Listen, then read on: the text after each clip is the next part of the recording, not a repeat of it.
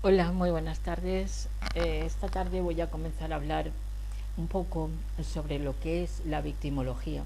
También se trata de una lectura y haremos cuál es la definición, son sus orígenes, cuál es su evolución y muchas otras cosas más. Intentaré que sea lo más breve posible, pero creo que como el otro día ya hice el programa sobre victimología, hoy me gustaría hacer más incisivo, ser más incisiva en ese concepto y en todo lo que significa la victimología dentro del campo de la criminología. Y para no alargarnos más en el tiempo, bueno, pues voy a comenzar con la lectura. La definición de victimología es aquel estudio científico de la víctima del delito. Más concretamente, en palabras de Gulota, victimología es la disciplina que tiene por objeto el estudio de la víctima de un delito, de su personalidad, de sus características biológicas, psicológicas, morales, sociales y culturales, de sus relaciones con el delincuente y del papel que ha desempeñado en la génesis del delito. En la actualidad, nadie discute que también son objeto de estudios para la victimología aquellas personas afectadas por acontecimientos traumáticos de cualquier naturaleza. El origen y la evolución del movimiento victimológico hasta la consolidación de la victimología como ciencia, el estudio de la persona y el rol de la víctima había parecido un absoluto abandono por parte tanto de la criminología como del derecho penal. En el análisis de los acontecimientos, la víctima solo inspiraba compasión. La criminología tradicional centraba su explicación del comportamiento delictivo en la figura del infractor, considerando a la víctima como un sujeto pasivo y fungible que no aportaba nada a la explicación del hecho delictivo, mientras que el derecho penal dirigía todos sus esfuerzos y recursos al procesado, olvidando que la víctima del delito también necesitaba atención. La evolución del papel de la víctima en el conflicto penal en los tiempos primitivos, la víctima tenía todo el protagonismo y buscaba directamente la satisfacción de sus intereses lesionados a través de la vergüenza privada, de acuerdo a una interpretación totalmente subjetiva y frecuentemente injusta tanto del daño como del castigo. De este modelo se pasa a adoptar un criterio limitativo que queda plasmado en la ley del talión, mediante la cual se pone coto a la falta de proporción entre la lesión y la venganza privada y se desliga parcialmente a la víctima del manejo del castigo para entregar dicho poder a un juez imparcial, ajeno al conflicto. El principio taliónico, además de restringir el ilimitado derecho a la venganza que tenía la víctima, incorpora un principio de ecuanimidad inexistente hasta entonces. A lo largo de la Edad Media se establece la compensación monetaria como fórmula de resarcimiento, siendo la víctima quien estipula la cantidad a pagar. Las 12 tablas establecen el principio taliónico, pero dan cabida a la posibilidad que la víctima acuerde con el agresor otra forma distinta de resarcimiento. Tras la enorme importancia que se asignaba a la víctima desde la antigüedad hasta bien entrado el medievo, a partir del siglo XVIII, con la implantación del derecho penal estatal, la figura de la víctima pasa a quedar totalmente olvidada durante siglos.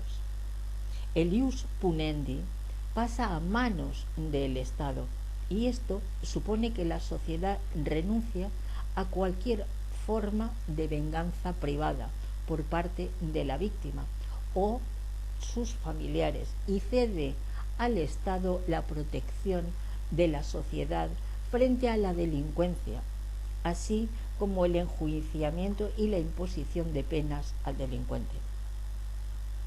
Como posibles causas de este olvido de las víctimas se han esgrimido los siguientes elementos de investigación. Puede resultar sencillo identificarse con el delincuente, ya que éste representa un sujeto sin inhibiciones que realiza lo que desea, sin importarle la norma, la sociedad o la víctima, mientras que nadie sea víctima y casi nadie quiere identificarse con ella. El delincuente inspira curiosidad y temor a la sociedad. Se tiene miedo a su conducta y por ello el Estado emplea muchos medios en tratar de conocerle y neutralizar su comportamiento. Las víctimas, en cierta medida, representan el fracaso del Estado en su misión de proteger los intereses colectivos. Olvidar a ciertas víctimas podría ser una estrategia de las instituciones para ocultar su propia ineficacia. Ahora vamos a leer cuál fue el nacimiento de la victimología como ciencia. Se puede decir que la victimología nace como reacción a la macrovictimización producida por la Segunda Guerra Mundial y particularmente como respuesta al Holocausto, y Mendelssohn fue a la cabeza de esta macrovictimización. En esas fechas los estudiosos comienzan a interesarse por las víctimas desde el punto de vista científico, y en 1948 aparece el primer estudio a nivel teórico, la obra de Hans von Hentig, considerada el punto de partida de la victimología. En esta obra, el autor se centra en las causas del delito y destaca la importancia de la relación del delincuente con la víctima, configurando un concepto de pareja criminal. Asimismo, defiende que cualquier persona puede ser delincuente o víctima, según las circunstancias, e incluso pasar de ser lo uno a ser lo otro, y que existe la víctima latente, es decir, personas que por sus condiciones personales tienen una mayor predisposición que otras a llegar a convertirse en víctimas.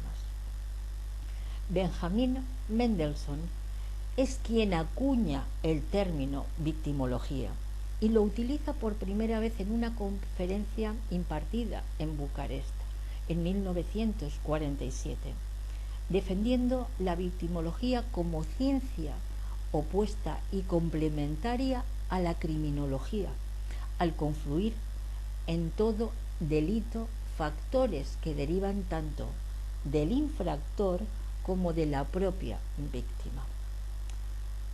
Mendelssohn va más allá que Hentig y afirma que la victimología debe ocuparse de todo tipo de víctimas, y no solo de las víctimas de delitos, sino también de las catástrofes naturales. Su trabajo insiste en la idea de la existencia de la pareja criminal, en la interacción autor-víctima y en el rol activo que desempeña la víctima en la dinámica victimizadora. Mendelssohn defiende la existencia de una rica tipología victimal y es el primer autor en elaborar una clasificación detallada de las víctimas. A este autor le siguieron las investigaciones de muchos otros. siendo a partir de los años 70 cuando comienza a realizarse estudios victimológicos autónomos. La labor de todos ellos resultó imprescindible para la consolidación de la victimología como ciencia, pero el proceso no hubiera culminado sin la confluencia de otros factores fundamentales. Las encuestas de victimización en la década de los 70, las encuestas de victimización adquirieron un alto grado de credibilidad y supusieron un gran impulso para el estudio científico de las víctimas. Sus aportaciones resultaron muy útiles para informar sobre la población efectiva victimizada, para aportar datos fiables, para evaluar los daños producidos por el delito en las víctimas, para conocer la dinámica victimizadora o para conocer el grado de confianza de las víctimas en las instituciones. Los movimientos a favor de las víctimas resultó de gran importancia su aparición en esos mismos años de movimientos a favor de las víctimas, y especialmente los movimientos feministas que pusieron el acento sobre la violencia dirigida contra las mujeres. Impulsaron las investigaciones teóricas y los programas asistenciales y sirvieron de modelo a otros colectivos de alto riesgo de la victimización. Los simposios internacionales de victimología supusieron el fenómeno de la víctima porque fue adquiriendo carta de identidad. Se convirtió en un campo de investigación y a partir de los años 70 trató de establecer su identidad, su ámbito de estudio, sus límites y su propia terminología. En definitiva, trató de marcar su espacio dentro de lo que era el conjunto de estudios criminológicos. El primer simposio internacional de victimología se celebró en 1973 en Jerusalén y en él se presentaron y divulgaron los trabajos que hasta el momento se habían publicado acerca de las víctimas. Desde entonces se celebran cada 3 años, del mismo modo que se celebran los de criminología, habiendo tenido lugar el último en Florida.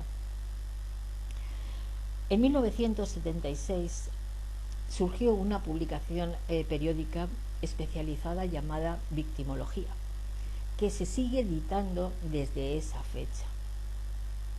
En el tercer simposio internacional de victimología celebrado en Münster, en Alemania, en 1979, es cuando puede decirse que nace oficialmente la victimología en el ámbito científico mundial, ya que en él se fundó la Societat Mundial de Victimología, que ha sido impulsadora de todos los estudios y encuentros celebrados posteriormente sobre esta materia. En estos simposios se han tratado temas como el concepto de victimología, de víctima, de su metodología, relaciones victimario-víctima, prevención, tratamiento y resarcimiento de las víctimas, violencia en la familia, víctimas de la contaminación, de catástrofes naturales, violencia transnacional o terrorismo, entre otros. En las últimas décadas, la focalización hacia la figura del delincuente se ha desdibujado y las víctimas de los delitos, especialmente las de los delitos violentos, han comenzado a ser objeto de atención por los legisladores en la configuración de las respuestas penales. La preocupación ha tomado relevancia en el plano internacional, alcanzando a instituciones como la ONU y el Consejo de Europa, que han ido dejando plasmada su inquietud por las víctimas en diversas disposiciones a lo largo de los años. Perdonad.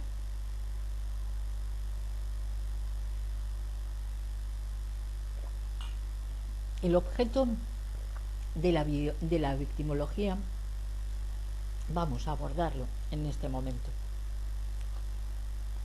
Si bien en sus orígenes la victimología estudiaba fundamentalmente las relaciones entre víctima y delincuente y su papel en la comisión del crimen, hoy es objeto de estudio y se ha ampliado notablemente y abarca otras cuestiones que van mucho más allá del objetivo principal de lograr un trato justo y de respeto hacia las víctimas.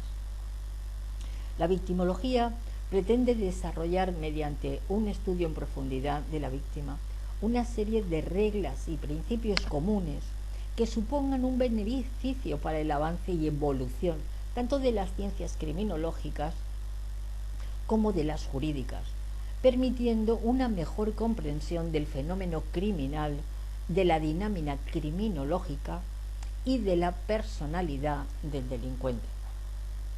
A nivel internacional, se asumen hoy como propios de la victimología los siguientes objetivos: el estudio del papel desempeñado por la víctima en la génesis o desencadenamiento del delito, así como el análisis de su relación con el delincuente,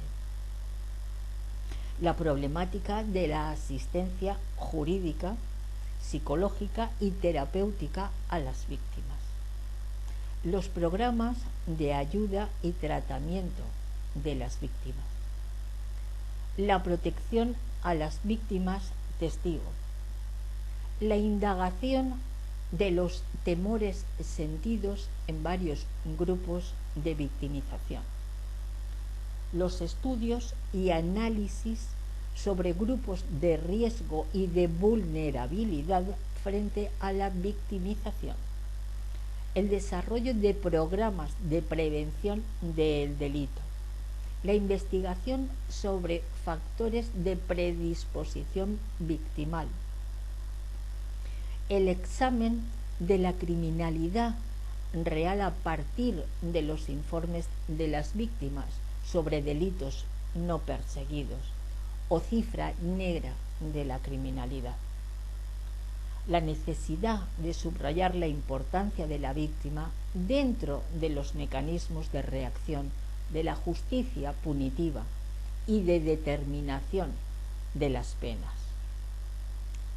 la necesidad de propiciar la elaboración de las disposiciones legales que permitan a las víctimas obtener indemnización por los daños derivados del hecho delictivo. La definición de la víctima como objeto de la victimología, en términos generales, podríamos decir que la víctima es el sujeto que padece el daño o un daño por culpa propia, ajena o por causa fortuita.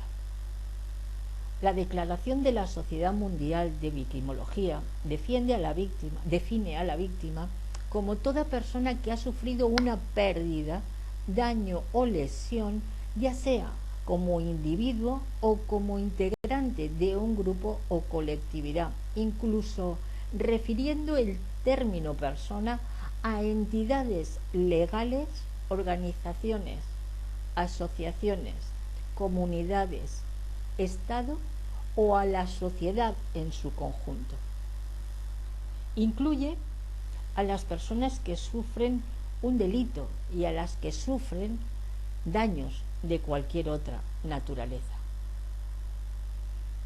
En el artículo 18 de la Declaración de Naciones Unidas de 1985 define a las víctimas como aquellas personas que individual o colectivamente hayan sufrido daños, incluidas lesiones físicas o mentales, sufrimiento emocional, pérdida financiera o menoscabo sustancial de sus derechos fundamentales, como resultado de una conducta, de acción o de omisión que constituye una violación de la legislación penal nacional, una violación de los principios sobre derechos humanos reconocidos internacionalmente o un abuso de poder por parte de la autoridad política o económica.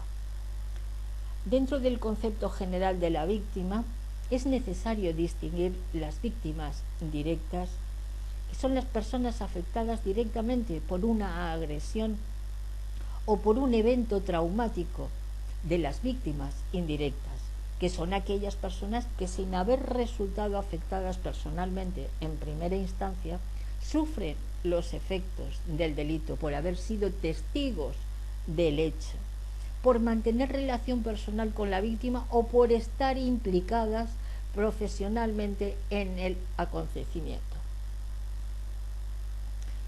Los familiares directos de la víctima, padres, hermanos, cónyuges, hijos, etc., que hayan presenciado o no la agresión, resultan afectados de forma importante, ya que sufren no solo las consecuencias inmediatas de la situación traumática que supone la agresión a su familia, sino también las consecuencias a medio y largo plazo. A lo largo de los años, diversos autores han propuesto distintas clasificaciones de víctimas en un intento de explicar sus características, vulnerabilidad y peculiaridades.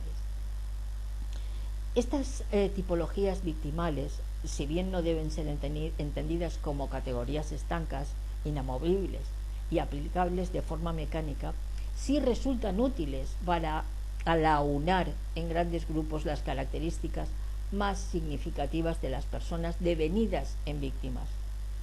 Entre las más significativas están las elaboradas por Benjamin Mendelssohn y por otros muchos más. Entre ellos, por ejemplo, el español Luis Jiménez de Asúa. Ahora leeré la victimización primaria y la victimización secundaria. A pesar de los avances que se han producido en lo que a protección de derechos y necesidades de las víctimas se refiere, lo cierto es que los problemas de quien ha sufrido un delito no se terminan con la solicitud de ayuda a la administración a través de la denuncia, sino que en ocasiones los daños sufridos por las víctimas se magnifican a partir de ese momento. En este sentido hay que distinguir entre victimización primaria y victimización secundaria.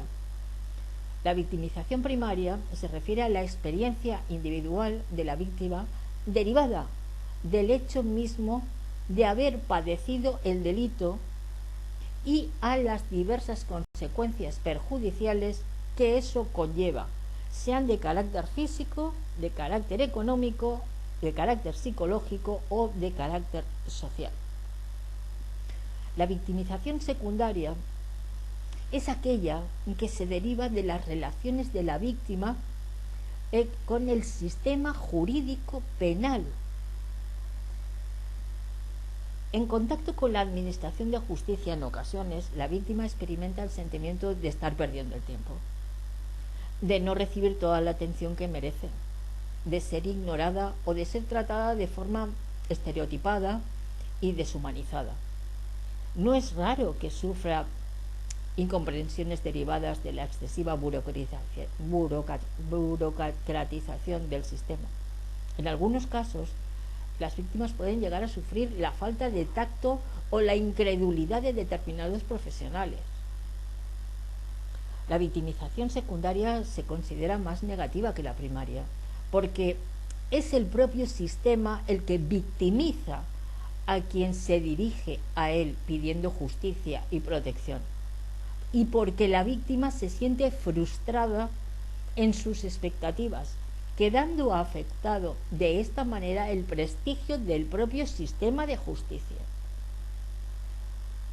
Ante esta situación, el Comité de Ministros del Consejo de Europa aprobó el 28 de junio de 1985 una serie de recomendaciones dirigidas a los gobiernos de los Estados miembros para que revisen sus legislaciones y su práctica procesal, con el objetivo de mejorar la situación de la víctima en el derecho y en el proceso penal, respetando, entre otras, las siguientes directrices.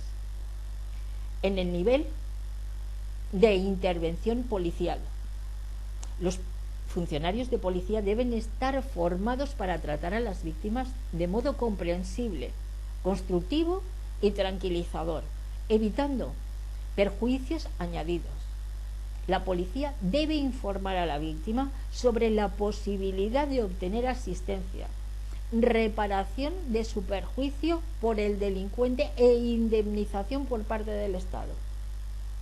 La víctima debe poder obtener información sobre el desarrollo de la investigación policial. En el nivel de la persecución del delito, la víctima debe ser informada de la decisión definitiva relativa a la persecución y debe tener derecho a pedir la revisión por la autoridad competente de la decisión de archivo de la causa. El interrogatorio a la víctima se debe hacer con respeto a su situación personal, a sus derechos y a su dignidad, y en determinados casos debe ser interrogada en presencia personal cualificada para asistirla. En la celebración del juicio, la víctima debe ser informada de la fecha y lugar de la celebración, de las posibilidades de obtener la restitución y reparación del daño en el proceso penal y la posibilidad de obtener asistencia jurídica gratuita. En el momento de la ejecución se debe priorizar la indemnización a la víctima sobre cualquier otra sanción pecuniaria impuesta al delincuente. Se debe proteger a la víctima de cualquier publicidad que suponga un ataque a su vida privada o a su dignidad. Se debe proteger a la víctima y su familia contra amenazas y el riesgo de venganza por parte del delincuente. Se recomienda a los estados examinar las ventajas que pueden presentar los sistemas de mediación y conciliación. Tras más de 20 años de vigencia de estas disposiciones, la victimización secundaria sigue siendo una realidad común a la mayoría de los países. Los factores victimogéneos o iter victimae es lo siguiente. El proceso victimal, que es el iter victimae, siempre es un hecho dinámico que depende de una serie de factores y circunstancias que han de ser tenidas en cuenta para comprender el fenómeno delictivo.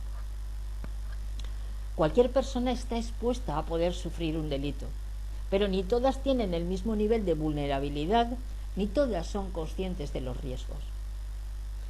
Los factores victimógenos, conocidos también como factores predisponentes o factores de riesgo, son aquellas condiciones o situaciones de una persona que la hacen más proclive, más propensa o más vulnerable a convertirse en víctima. Es posible distinguir tres categorías. Los factores victimógenos predisponentes suelen ser rasgos endógenos de la propia persona, incluyendo los factores biológicos como la edad, el sexo, la discapacidad, las enfermedades. Están también los factores psicológicos, los sentimientos, emociones, distorsiones cognitivas, rasgos de personalidad, patologías, etc. Y además los rasgos sociales, es decir, las pertenencias a los colectivos o etnias. Los factores victimógenos preparantes suelen ser los factores exógenos y se desarrollan a lo largo de la vida de la persona, es decir, la profesión, el fracaso escolar, el nivel económico, los hábitos, las adicciones, las relaciones personales. Los factores victimógenos desencadenantes pueden ser múltiples, pero generalmente son factores actitudinales como por ejemplo un descuido, un exceso de confianza, una provocación, una negligencia, en fin, toda esa serie de cosas pueden ser desencadenantes. Los autores también hacen referencia a otros conceptos y así hablan de factores víctimo-impelentes y víctimo-repelentes. Los primeros impulsan al sujeto a una situación victimal y los segundos le protegen de ella. La victimización se llega cuando los factores víctimo-repelentes no son suficientes para compensar los víctimo-impelentes. Para la realización del delito es preciso que dos caminos, el del criminal y el de la víctima, se crucen y el éxito o el fracaso del intento para el agresor va a depender de los medios de resistencia de que disponga la víctima. El íter victimae o camino que lleva a una persona a convertirse en víctima guarda relación directa con todos los factores predisponentes, preparantes y desencadenantes del hecho victimal, y no es otra cosa que el anverso del iter criminis, o camino que ha recorrido el propio acontecimiento criminal hasta que sea ejecutado. Ahora leeré lo que es el derecho penal y su relación con la víctima. Al estudiar el derecho penal surge claramente la figura del delincuente como principal protagonista del mismo, pero se desenvuelve a su alrededor, teniendo en cuenta las circunstancias del delito, las atenuantes o agravantes de la pena, su imputabilidad o inimputabilidad, sus relaciones con la víctima como agravante, la mayor o menor capacidad que tuvo en el momento del hecho para comprender la criminalidad del acto, el grado de peligrosidad, el daño ocasionado, etcétera, etcétera. El criminal es estudiado, protegido, tratado, explicado, clasificado, sancionado, auxiliado, en tanto que la víctima raramente es motivo de estudio o atención, solo excepcionalmente interesa, y en el que el drama penal parece ser tan solo un testigo silencioso que muchas veces queda en el más absoluto desamparo. La contemplación que el sistema jurídico español hace de la situación de las víctimas es todavía insatisfactorio, a pesar de las últimas reformas y de los avances que se van produciendo en cuanto a su protección en las vertientes penales, procesal y asistencial. El sistema sigue dejando en un cierto abandono a la víctima del delito, sin dar atención a sus necesidades en tanto recae sentencia firme y ésta es ejecutada, y sin atender a su suerte en los frecuentes casos de insolvencia del penado.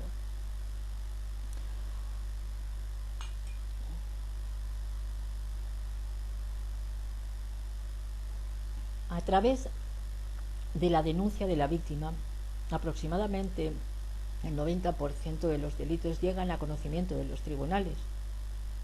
La víctima ocupa un importante papel como iniciadora del proceso que no se corresponde con el lugar ocupado a partir de ese momento, en el que, salvo que se persone como acusación particular, será relegada a la posición de mero testigo de utilidad para el esclarecimiento de los hechos. Se olvida en cierta medida la necesaria atención a las víctimas, pensando que un castigo ejemplar basta para hacer frente a sus demandas, y se olvidan que las políticas criminales deben tener como objetivo no solo infringir al delincuente una sanción apropiada para restablecer el orden jurídico violado, sino también para lograr que las víctimas se beneficien de la seguridad que deben garantizarle las instituciones. Se hace preciso que la víctima pase a ocupar un papel mayor en el proceso, rompiendo el prisma unilateral del procedimiento, y al igual que el inculpado, debe ser beneficiaria del principio garantista. La victimología no pretende enfrentar los derechos de la víctima con los derechos del delincuente, sino establecer en sus justos términos el papel de aquella con el pleno reconocimiento de los derechos que le corresponden, sin que ello suponga confrontarlos con los derechos del infractor, que en todo caso deben ser respetados, y sin que se produzca intromisión en la finalidad punitiva y preventiva que debe tener la pena. Las consecuencias del proceso penal para la víctima, tras la vivencia de un proceso traumático, como es el delito, la persona que lo sufre ha de afrontar el proceso personal de integración de la experiencia, y al mismo tiempo ha de hacer frente al desarrollo del proceso legal en el que se ve envuelta. Si bien cada persona va a reaccionar de una manera diferente conforme a sus propias circunstancias, es posible encuadrar las reacciones de las víctimas alrededor de dos tipos polares bien diferenciados y ninguno de ellos patológico. En el primero, la víctima se mantiene replegada sobre sí misma, aislada, no busca ayuda, tiende a mantenerse al margen de los procesos legales, ve cada acción de la justicia como un injusto recordatorio de su dolor, muestra una actitud de pasividad y da la apariencia de absoluto desinterés por lo relacionado con el proceso. Esta posición puede llegar a ser confundida con una supuesta superación del trauma, nunca más lejos de la realidad.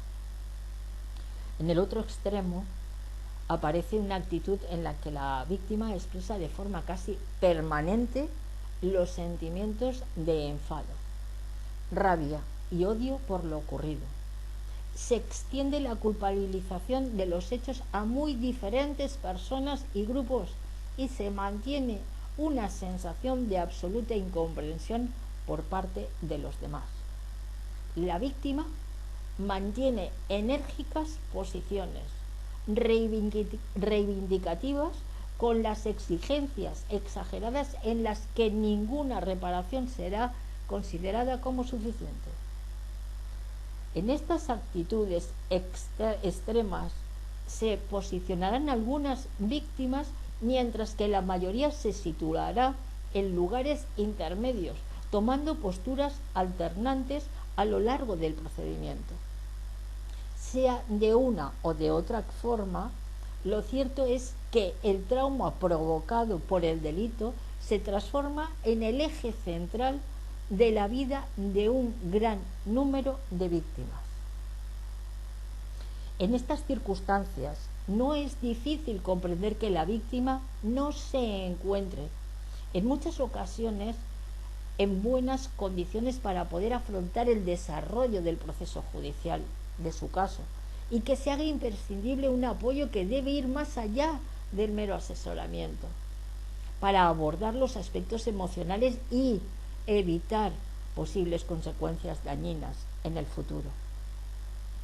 La denuncia de los hechos implica un nuevo contacto con el trauma, reactivando sensaciones y recuerdos que pueden conducir a conductas reactivas e evitativas.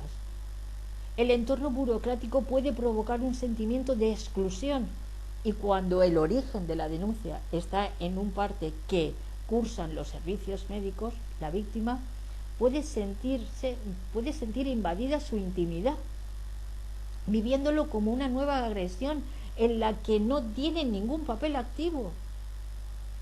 El derecho a ejercer la acusación particular frecuentemente no es utilizado por desconocimiento o por dificultad para asumir los costes. Posteriormente, al no poder estar al tanto del procedimiento, se incrementan los sentimientos de injusticia y de exclusión. Durante la instrucción policial o judicial, se puede requerir a la víctima para que realice alguna diligencia, por ejemplo, el reconocimiento del agresor en ruedas de personas o fotográfico, o reconocimientos de objetos sustraídos. En estos momentos se reviven los acontecimientos traumáticos, incrementándose el riesgo de reactivación de las consecuencias emocionales producidas por el hecho.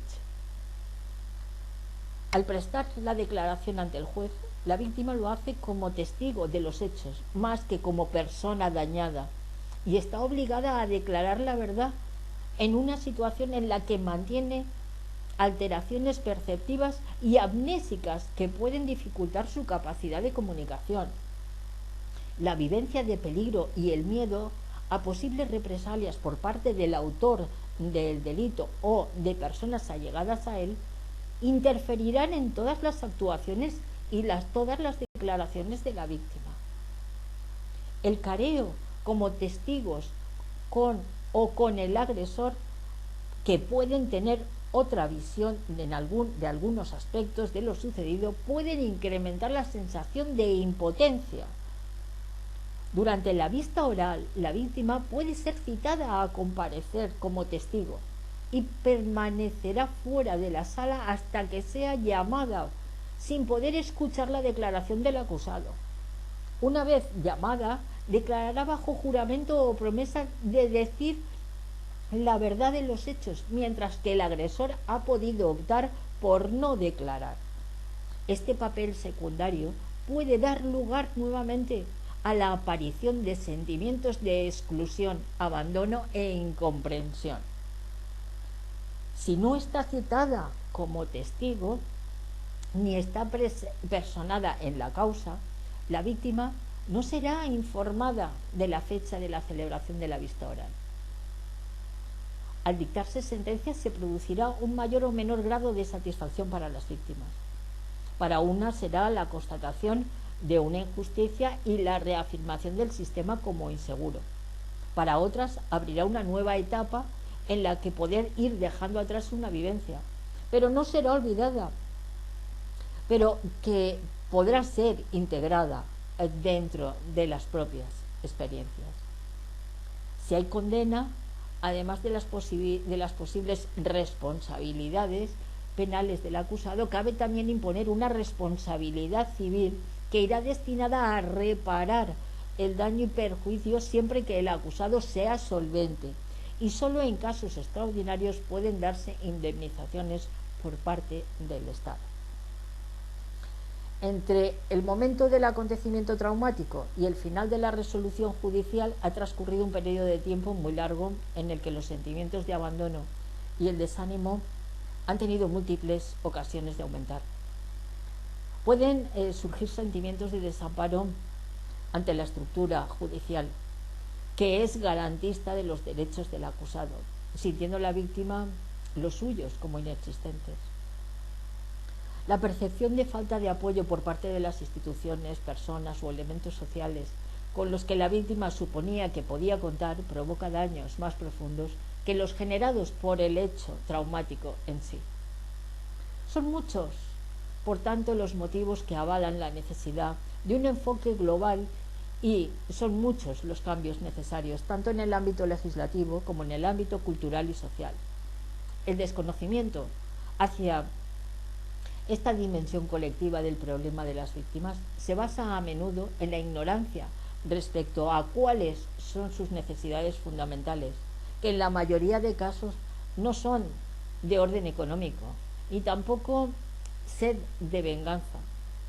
La investigación victimológica ha permitido hacer aflorar una gama compleja de expectativas que varía según la clase de delitos, las características de personalidad y la reacción del ambiente de la víctima, y que va desde la búsqueda de la justicia hasta el deseo de ser escuchada o de recibir una petición de disculpa por parte del infractor, o simplemente a defender su derecho de ser dejadas en paz. El monopolio estatal del castigo debe ser ejercido al servicio de la comunidad a cuyos intereses el Estado de Derecho está llamado a servir, al servicio de las víctimas reales y potenciales, aunque dar satisfacción a los intereses de la víctima no constituye el fin primario del proceso penal. Tales intereses no deben ser ajenos al mismo. Y vamos a dejarlo hoy aquí, y el próximo día continuaremos con las consecuencias del delito en las víctimas. Muchísimas gracias por estar escuchando esta lectura y ya está muy, muy pronto. Muchísimas gracias y muy buenas tardes.